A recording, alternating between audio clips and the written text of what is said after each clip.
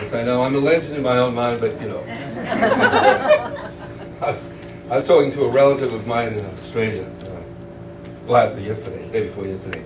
It's my sister's daughter, my niece, and her daughter, who's just this great little kid. She's about 10 or 11, and she was saying, you know, Poppy's a legend in her own mind. I said, well, she takes after her great uncle. I've always been a legend in my own mind. I said, I'm finally catching up to myself. I really am now. I'm 63. Okay. So now it's time for something totally different. This thing. We all know what this is called. When I'm working at Unity in Houston, I love to say this. Houston, we are good to go. So, tell me if you can hear this. Oh yes. Tell me if you can hear this. Oh yes. All right, hold on to your chairs. Here we go.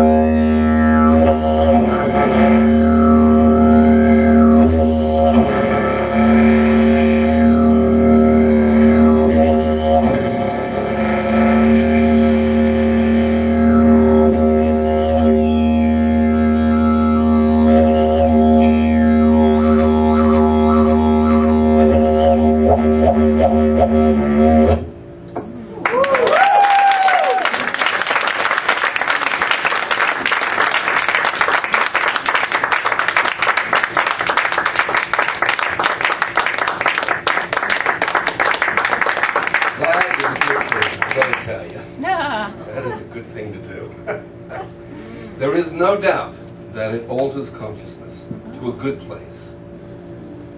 It is a combination of what we call spirit breath, harmonics, and primordial sound that make this very simplistic one-note instrument an accelerator to the window of the soul that exists in the deep subconscious mind at the theta wavelength.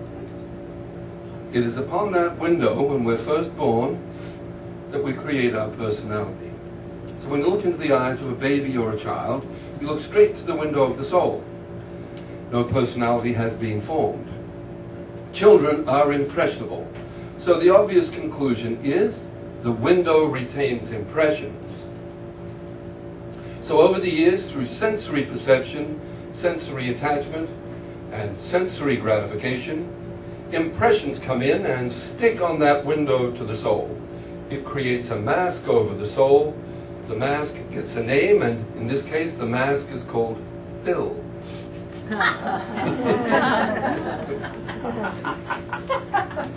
I'm just a mask, that's all I am. Phil is at least halfway along the line. I'm 63 now, as I mentioned earlier on. So probably not a bad idea to get the house in order so that when the transition time comes, it is an uplifting experience and not a fearful or unpleasant one. That which would make it unpleasant or fearful or whatever you want to call these more negative experiences, that which would make it that is attachment. As many of the great masters have said, the root of all, and they stress all, the root of all human sorrow is attachment. As Phil created his personality primarily based on attachment, he's got some work to do. So, in moments of honest self-analysis, he'll look at himself and say, I would like to change this, I would like to integrate this, I would like to heal this, I would like to harmonize this, however you want to call it, whatever your techniques are. I need to do this so that I am in total harmony with all that is. So that when the transition time comes, it will be my ascension. So in those moments of honest self-analysis, looking at these parts of myself that I would like to make feel better in my skin, sometimes they don't listen to me. I ask myself, why don't these parts of myself listen to myself? It sounds weird, doesn't it? Yeah. I always get the same answer. They don't listen to me because when I set up these behavioral patterns, these programs, these attitudes, these little compartmentalized pieces of personality, when I set them up, I never told them they had to listen to anybody. So why should they suddenly listen to me in 2012 when nobody was the boss in there? One of the first things my Hindu teacher said to me in 1968, I was 19, he said, you must be master of your mind if you want to succeed in spiritual life. I said to myself, at least I wasn't silly enough to say it out loud in front of him, but I said it to myself. He was probably reading my mind. I said, master of the mind. Well, I have that down.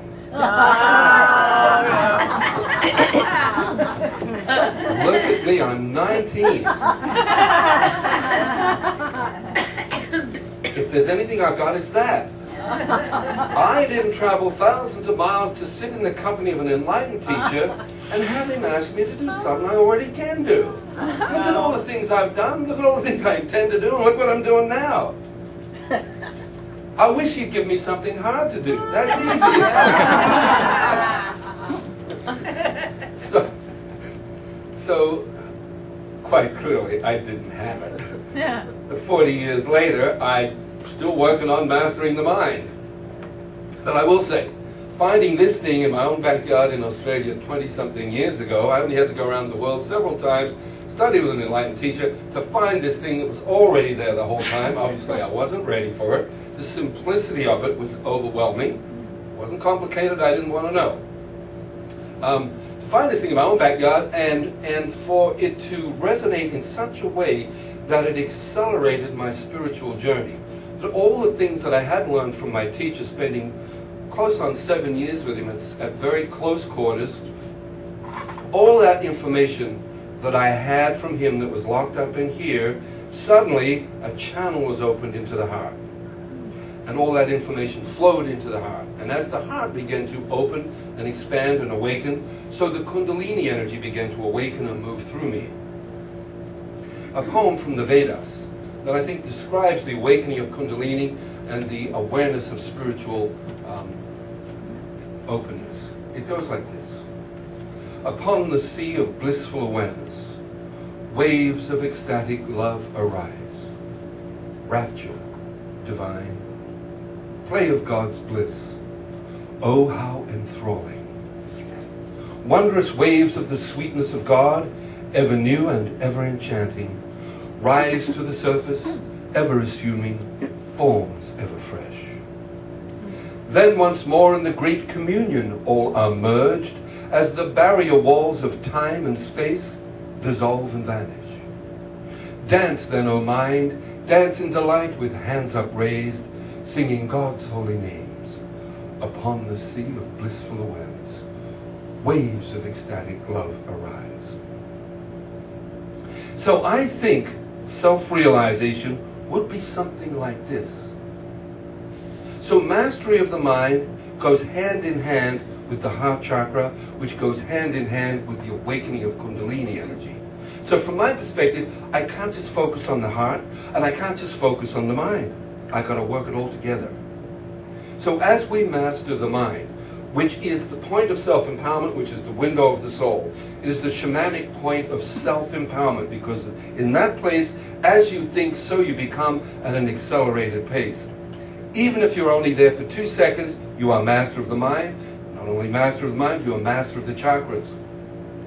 These are my chakras. These are my portals. These are my gateways. If I've given my power away for sensory perception, if I am controlled by the senses, then I want that power back. I own it. It's mine. I don't need anyone to do it for me. I will do this myself.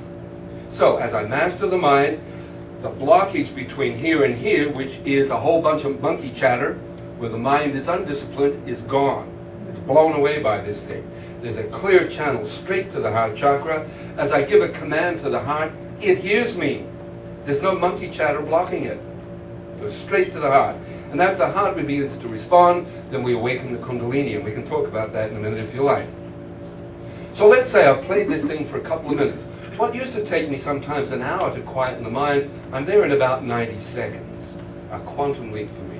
So if I sit for 10 minutes, it's equal to a very deep meditation. So this would be an affirmation that was given to me by my teacher, I share it with you, that the heart chakra would hear and respond to, assuming the monkey chatter is completely gone and that channel is open. If you want to say it after me, feel free. The first word we say with great enthusiasm because we mean this. Yes. Yes. I accept.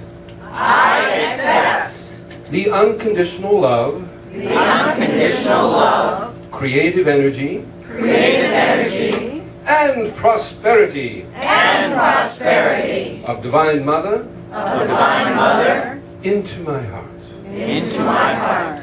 Move through me now. Move through me now. And at all times. And at all times. You take the deep spirit breath in the nose. Slow release out the mouth.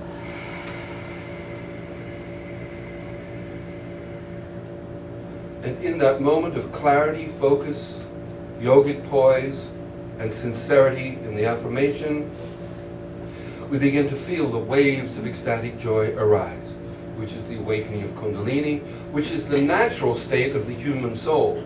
My teacher said, if you're not feeling the ecstatic joy of your soul, you're running on 2 cylinders. He said the natural state of your soul is ecstatic joy. He said you can feel it in this life if you so choose. He went so far as to say the purpose of human life is to realize the absolute reality of the divine whilst in the relative form of the human body. And in that experience be overwhelmed with the ecstatic joy that we are all connected to an infinite ocean of divine love and creative expression. If that is the purpose of human life, then I need to do a little work on myself to be Teflon coated, so that I can pass through the eye of the needle into expanded states of cosmic conscious connection. How do I do that? Mastery of the mind. The only thing that would ever hold me back from fulfillment of my highest destiny are the programs that I've created in here.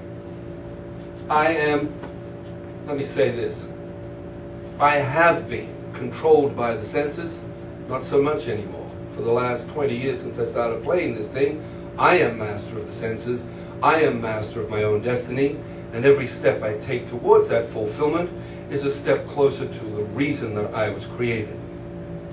To observe the absolute whilst in the relative form of the human body. I think when the Beatles said, we all live in a yellow submarine, they were really letting us in on a little secret. Perhaps somebody up there in the highest of realms said, I have this great idea. How's about we take little pieces of ourselves and put them in these yellow submarines down there. And in those little yellow submarines, we can observe infinity whilst I'm in this little yellow submarine. Well, great idea. The only thing was, when I got inside this little yellow submarine, I took my focus off all it is and I put it on this little yellow submarine.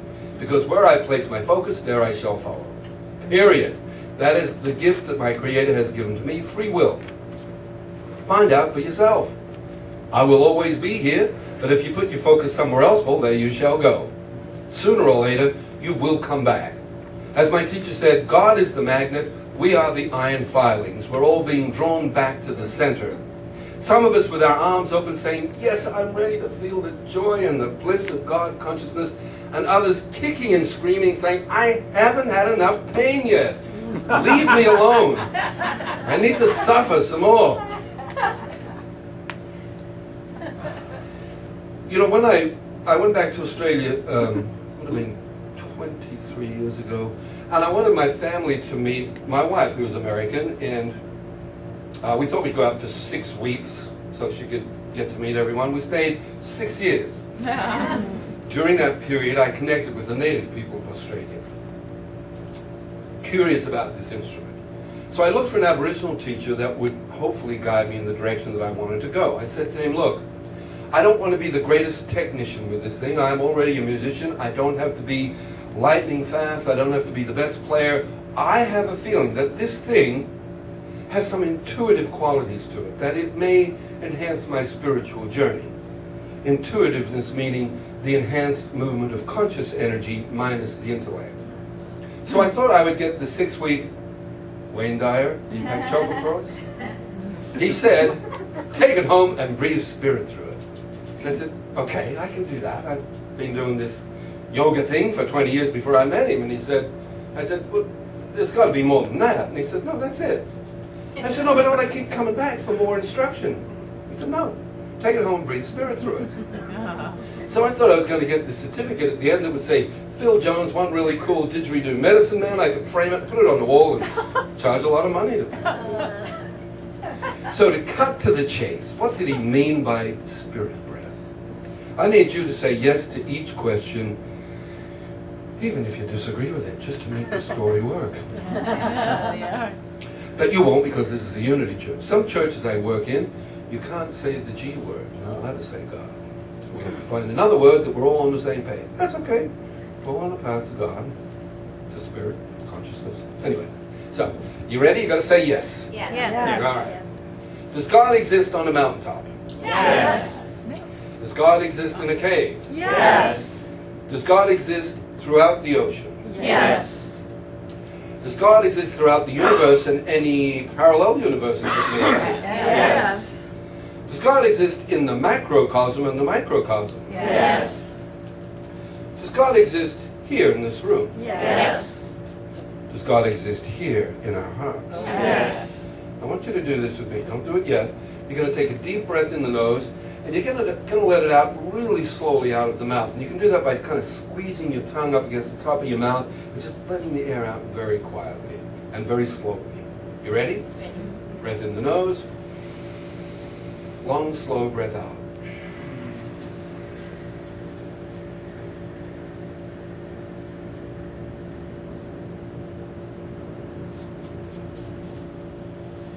Is God in the breath? Yes. Very good.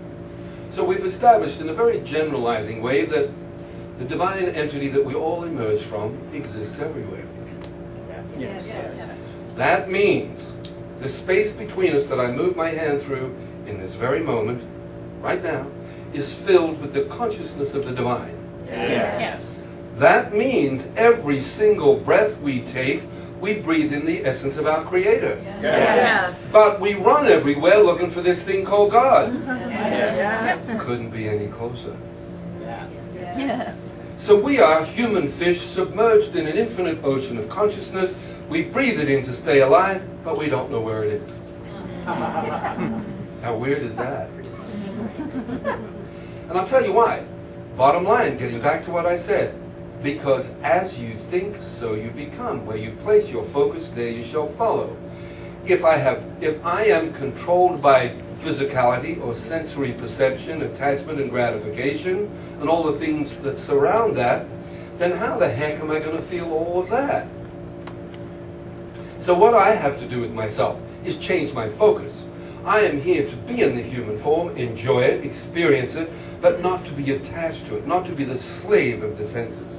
To express God's love and creativity but not be attached to anything. That's a fine line to walk. How do you do that? By going mastery of here, straight into the heart, and expressing that as much and as often as I can. The more time we spend in deep meditation, the more it becomes real. The more time you spend out here and the less in there, the more this appears real. This is not real. There is no doubt. Anything that has a beginning and an end is a temporary phenomenon. That which has no beginning and no end is real. So, if this temporary phenomenon projected on an infinite screen of consciousness is like a movie, why am I so attached to it? Once again, undisciplined mind. Where I place my mind, there I shall follow. So, now it is my duty to myself and nobody else to master the mind, to conquer the senses, and to fulfill my highest purpose, which is to climb the mountain of self-realization, reach out, touch the face of God, and light up like a billion suns in creation, whilst in the human form.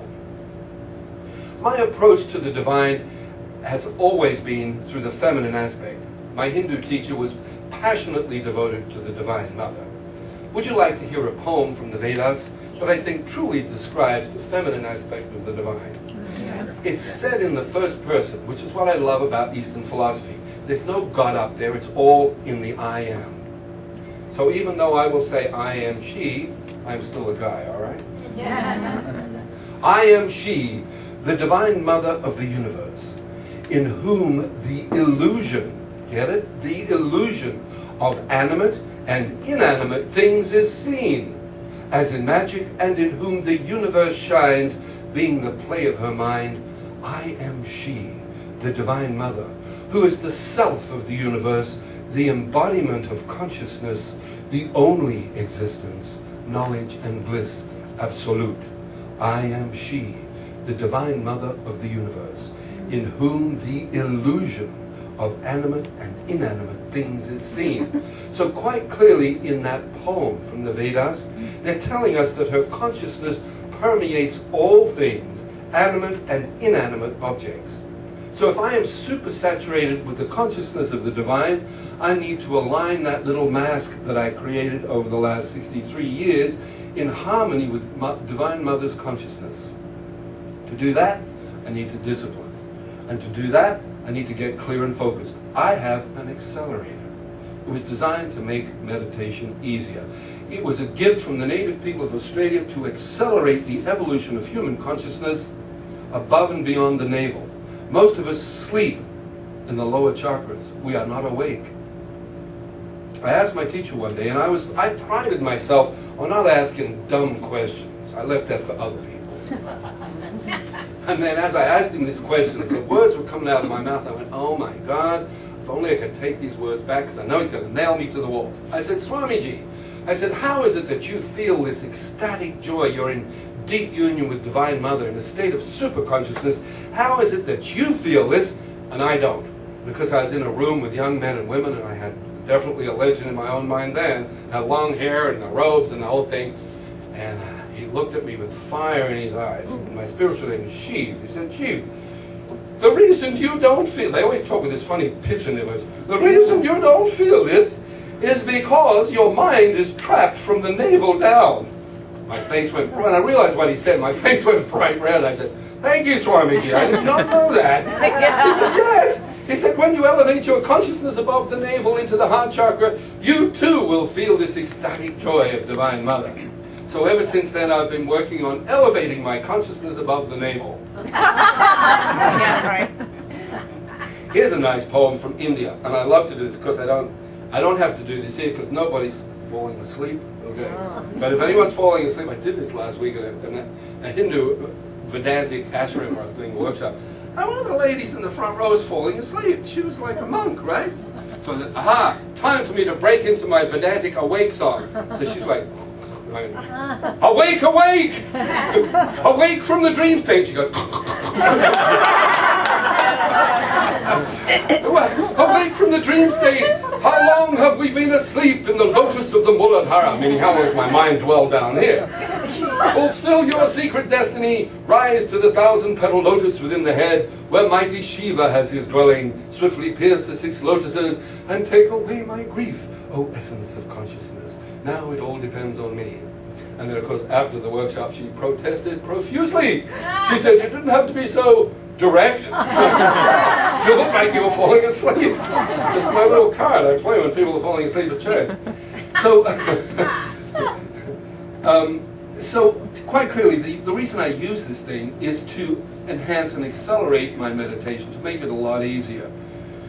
I never sit for more than 10 minutes maximum in my meditation. I use this thing to get to the window of the soul. Today at the workshop, we'll go over all of that. We'll look at how to utilize forgiveness at the point of mastery, how it truly releases karmic baggage. As my teacher said, you cannot pass through the eye of the needle into these expanded states of cosmic conscious connection carrying emotional baggage. There's no way you can do it. So somehow I have to resolve it, somehow. And the way he said, forgiveness is the key that releases the shackles of human karma and human bondage. He said it's an exercise you do for yourself, and it has nothing to do with the person that you think perpetrated some act upon you. I tell you, I've noticed something about myself. You know, we'll go over this at the workshop.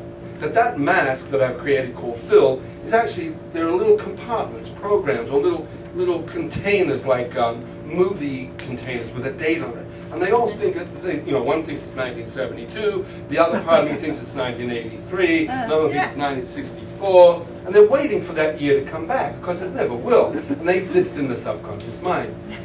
So me in 2012 knows full well that if the things hadn't happened to me that were painful at the time, had not happened to me back then, and learning my lessons and growing from that, I wouldn't be here today doing this, sharing this. So Phil in 2012 is really grateful that Phil back in 1972, every now and then gets on the pity pot and whinges and whines, knowing full well that there's nothing you can do about it. It was a great experience in retrospect.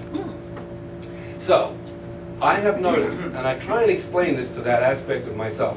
You know these people that you're whinging and whining about? I tell you something. They never think about you. Never. And here you are with this invisible cord connected to them, and you're carrying them in a karmic baggage on your back, and they're out doing their own thing in the world, probably doing it to someone. You're in a trail of people behind them. So why the heck are you doing this? Don't you see how futile this is? And each time I resolve this issue, it gets a little better. And we'll look at how I like to work forgiveness today at the workshop. Any questions or comments on any thoughts? I mean, I can blab on forever, and I got more songs to sing. Do it all. Do it all. Okay, I shall. Yes, the next thing I would like to do is our meditation. This is a musical meditation. It's a song that was written by Paramahansa Yogananda, who wrote Autobiography of a Yogi. Most people don't know that he wrote wonderful songs. This is one of his. I wish I could say I wrote it, but I didn't. But I am singing it for you. And the idea is just to close your eyes and let the beautiful lyric and the melody take you where it will. Maestro. We could dim the lights, that would be nice.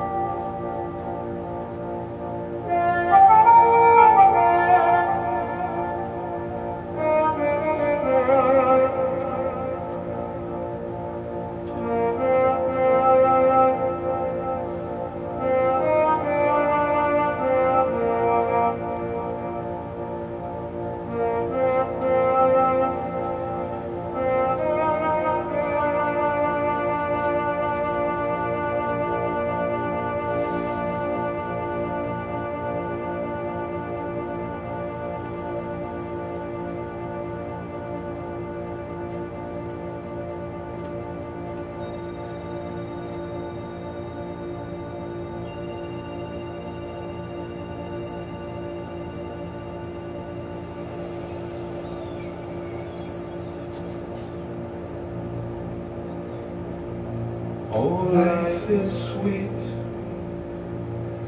and death a dream. Oh, life is sweet and death a dream. When thy song flows through me, my Lord, when thy song flows through me, then joy is sweet, sorrow a dream. Then joy is sweet, sorrow a dream. When thy song flows through me, my Lord, when thy song flows through me,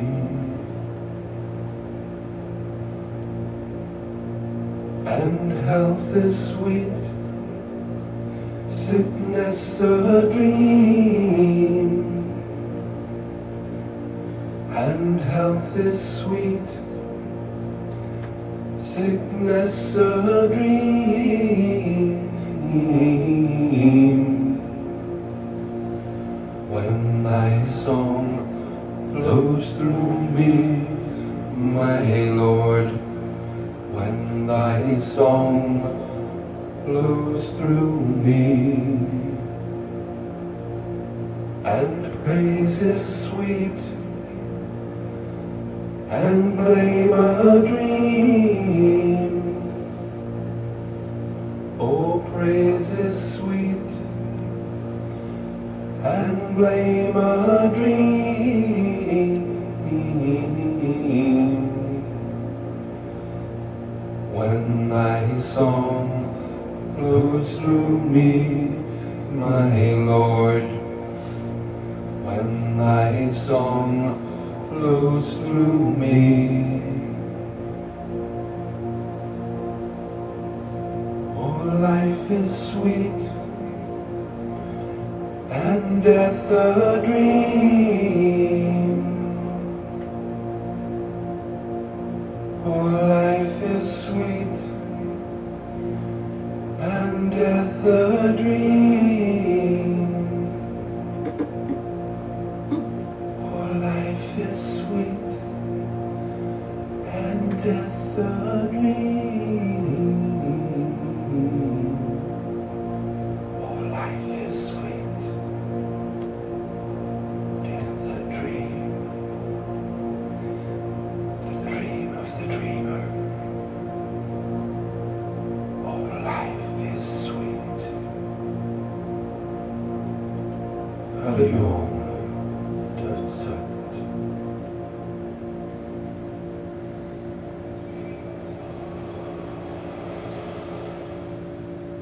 Upon the sea of blissful awareness,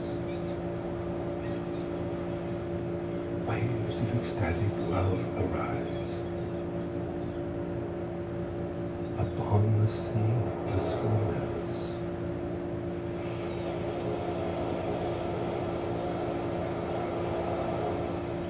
waves of ecstatic love arise.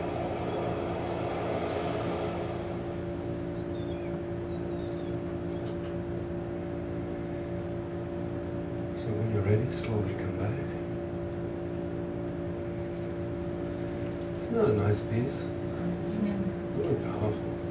I do that every Sunday at churches around the country. I love to sing it. Okay. So I guess that's about it. I'll have one more song to sing for you. But other than that, namaste.